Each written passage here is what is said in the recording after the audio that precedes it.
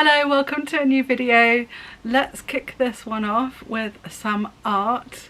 It's my usual mixed media fairy tale inspired painting. So here we go.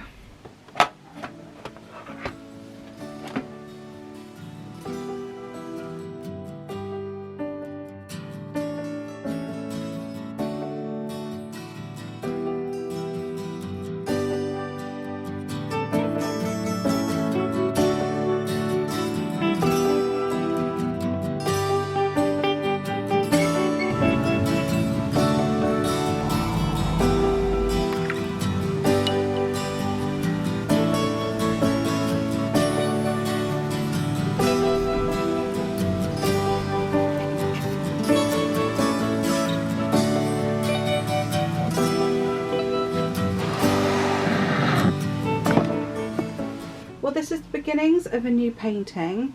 It's quite nice to get back on a big scale. I didn't last very long on my A4, in my A4 pad.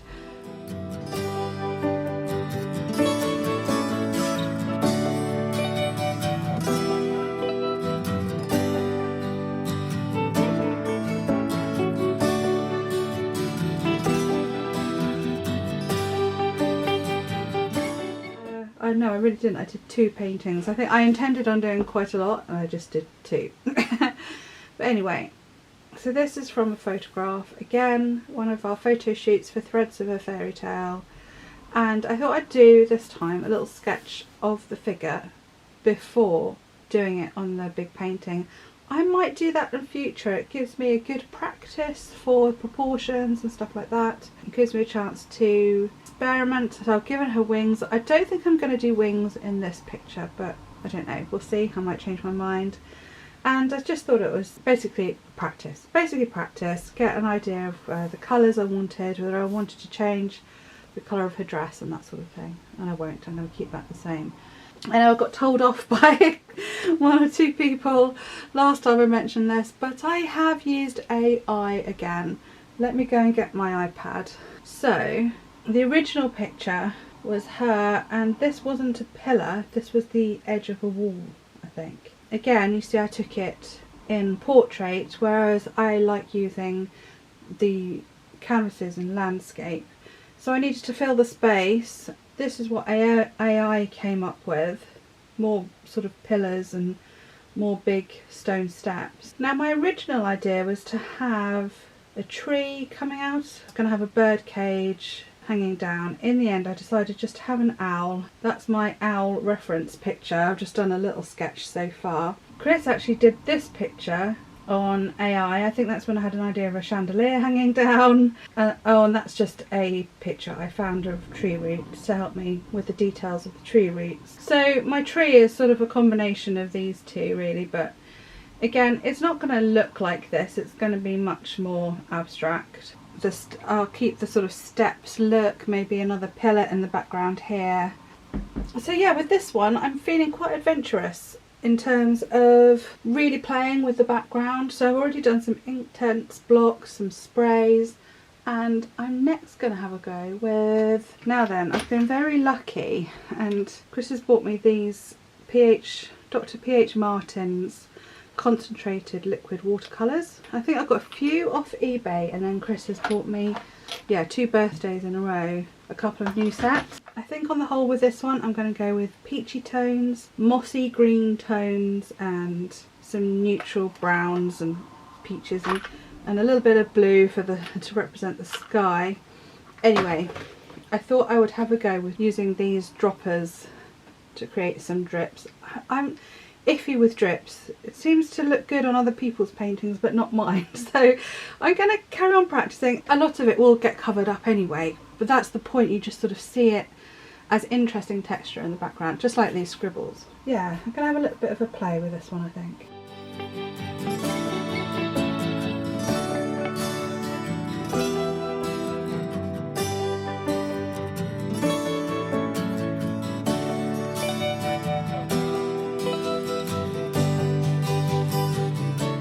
So if you didn't see my last video, you won't know that these videos at the moment are very bitty, lots of little clips of here and there without me talking to the camera very much, which is why I'm here in the future introducing the little bits and pieces. And here we have a weekend, I think it was probably not long after we got back from America. It wasn't raining, which is a rarity. Honestly, this spring and summer has been absolutely terrible, and I fully expected to get back from America and it be really hot and warm for the rest of the spring, but no, it wasn't. But it was dry, so we did a little bit of sorting out of our shed. We've had some long bits of wood at the back for for really since not long after we moved here, and a lot of wood came out of, there used to be a wall in the living room and all the uprights came out of there, and we wanted to move them into the garage. We could put them up out of the way in the rafters of the garage, and that would just clear out the space in the shed. The reason why we needed to do this was because now for years I've been calling them house martins.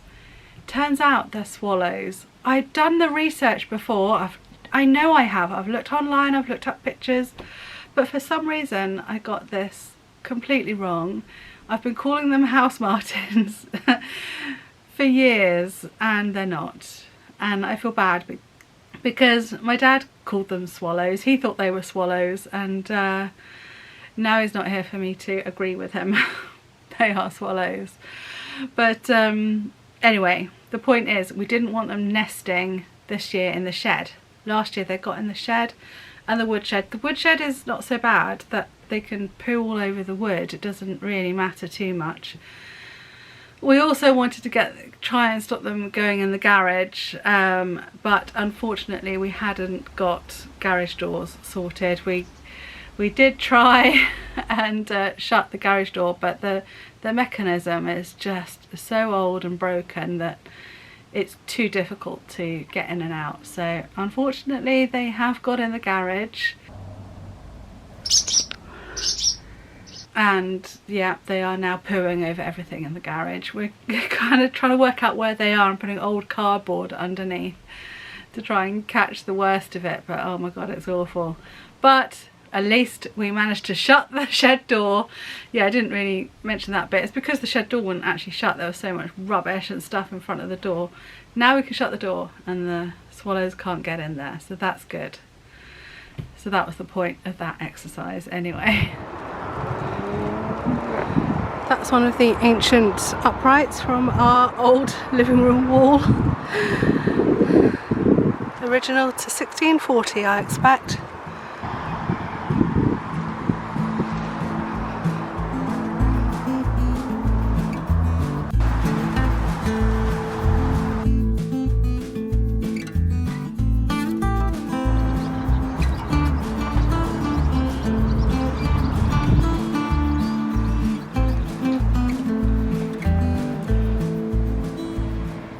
Feeling, if I remember rightly, it was only the day after the shed clear out that we also tackled some of the courtyard. That's the bit down there outside that window, which is really outside of Chris's study, which is in the basement.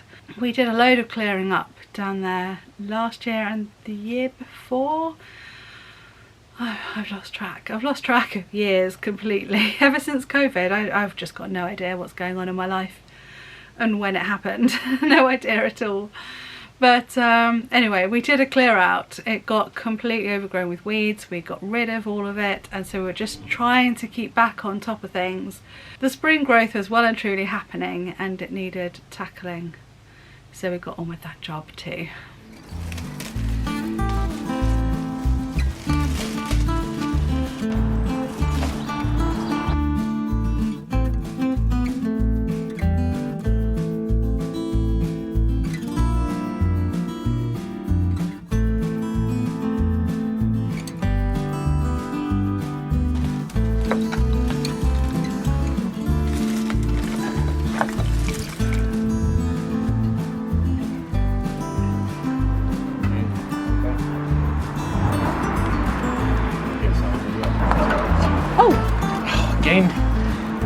What? I thought you banged your head again. No. I also have a very random clip of me altering a black dress. Now I've got in my notes here, so here are my YouTube notes and my YouTube script notebook. I've got 2 YouTube notebooks. Let's go on a little tangent. Yes, I have this YouTube notebook. This is where I write all my thoughts, ideas and general brain dumping about YouTube in there. And then in this notebook I have notes that can be thrown away. When the notebook is finished, I can throw the notebook away. It's just my planning each individual video, and once the video is done then I know that I don't need those notes anymore. And anyway, so there's a little behind the scenes peek for you. But I've got here in brackets, wear the black dress. And I forgot and I am tired and I'm hot. It's actually a hot day, can you believe it? And I'm filming this to give you a little bit of context 2 days after we've got back from our Cornwall holiday, which you won't have known about yet, so that doesn't make any sense. Anyway, I'm a little bit tired. I cannot be bothered to go back upstairs, get changed, and so this little clip, because it was meant to feed naturally, look at this dress, I altered this.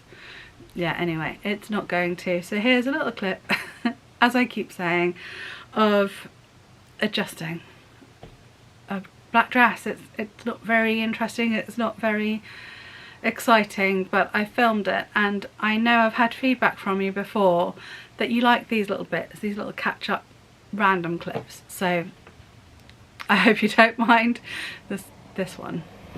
So I'm about to do some adjustments on this dress. It's a really cool dress actually. I got it from ASOS year before last and I really like it, but I don't wear it very much because the straps fall down and it's really annoying. I also had to adjust it a bit because I can't remember if I showed you at the time, but at the sides it came out like this far, so I just sort of folded it over and sewed it down here at the sides, but it has made it a little bit tight in the armpit, but also the straps are now too wide apart. So I'm just going to try and do something. Let's see if we can come up with a solution. I was going to use ribbon. I've got this black satin ribbon that could go across like that, but it's a nice soft ribbon. I could use that, but then I saw that I've got this black lace in the drawer here. I thought actually that would look really nice going across like that. It's a bit more of a design statement perhaps, but and could potentially look like it's my underwear, but I don't mind that because it's pretty. Which way up? That way up, I think. So yeah, I'm going to just take it across from there to the centre and do the same that side, and hope, will that stop it, or do I need to take it further over? Maybe I need to cross it over, right over to there. It's got to stop it. Yeah, that might not stop it. I think I need to take it right the way over and do a complete crisscross and assume there'll be, that's the other thing about doing the lace, there'll be a bit more give in it for getting my head through the gap. It should be fine. It's quite low cut at the front. I can get my head in that space there. Yeah, I'll do that. I'll do a whole crisscross and hopefully that will solve the problem and I shall wear it more often.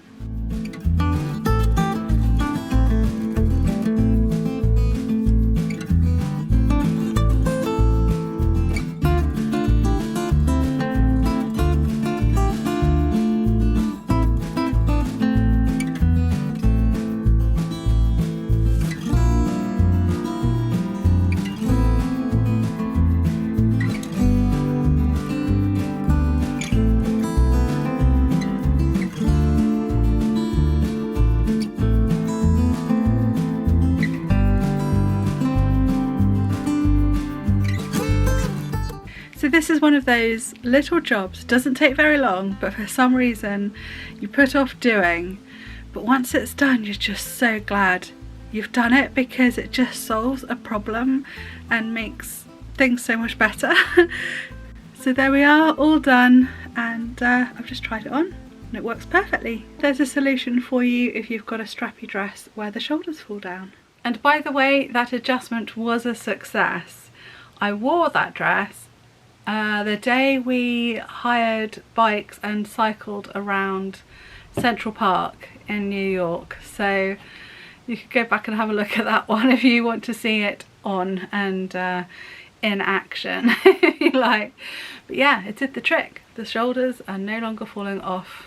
So that was a successful alteration. Very simple. And I will leave this video here. Thank you very much for watching. Again, thank you for your patience while these videos are not quite as per usual. I will catch up and they'll all start making a little bit more sense and flow a bit more naturally, I hope. Okay, I won't waffle on anymore. This is the problem, I get to this end bit and I just want to waffle. Thank you for watching. Do take care. Please hit subscribe if you haven't done already. Please hit the like thumbs up. That really helps out my channel and helps it to grow. It tells YouTube that you've enjoyed it and will hopefully promote my channel to a new audience as well. Thank you very much and do take care. See you soon. Bye.